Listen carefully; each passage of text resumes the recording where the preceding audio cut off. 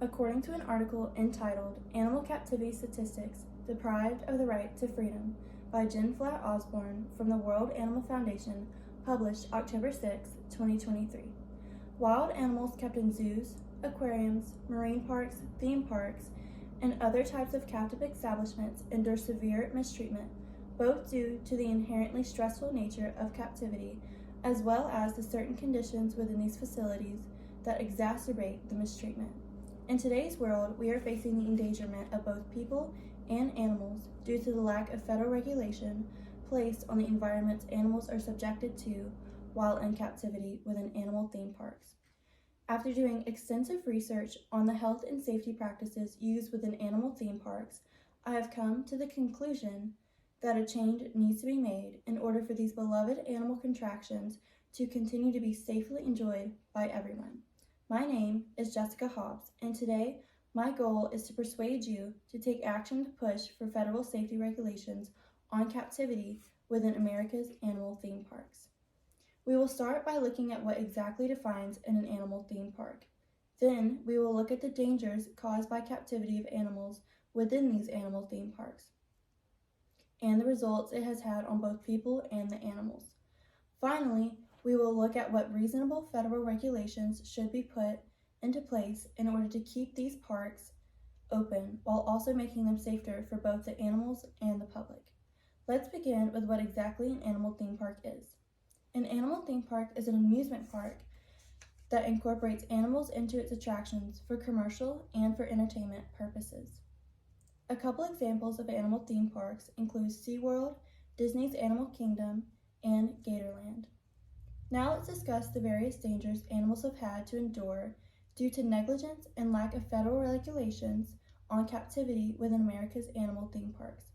A huge issue seen within animal theme parks is stress caused by captivity that is unnatural for the exotic animals being used for these parks.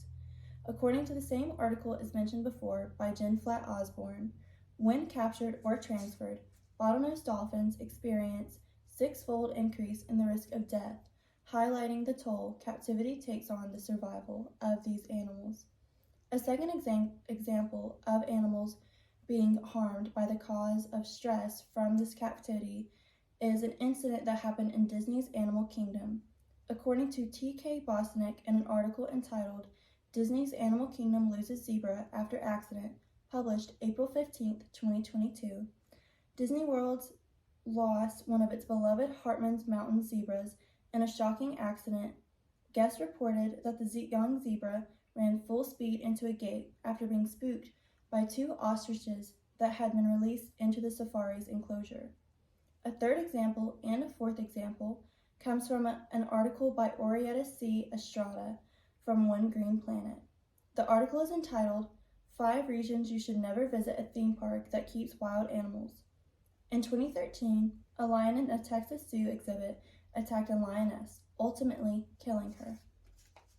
Another example of animals harming one another due to stress happened at SeaWorld in San Diego, when 2 orcas fought to the death, leaving one orca to drown while her calf looked on. This article also provides an example of people being hurt by animals due to the stress caused by captivity.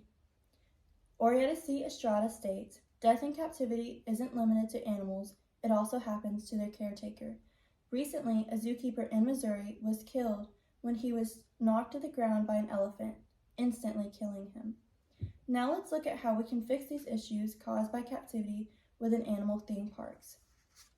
We can see the trend of dangerous situations and death occurring due to stress the captivity places on these animals. A solution to these dangers would be a list of federal regulations that would cover all animal theme parks in America equally. At the current moment, there are very few federal regulations and laws that cover animal theme parks. One of these federal laws includes the Animal Welfare Act, which, according to the U.S. Department of Agriculture, requires that minimal standards of care and treatment be provided for certain animals bred for commercial sale, used for research, teaching, or testing, transported commercially, or exhibited to the public. The key word in this statement is certain. This regulation only protects certain animals and not all animals. The first federal regulation that I propose be put into place in order to prevent the stress caused by captivity would be one that regulates how large an environment an animal would be kept in should be.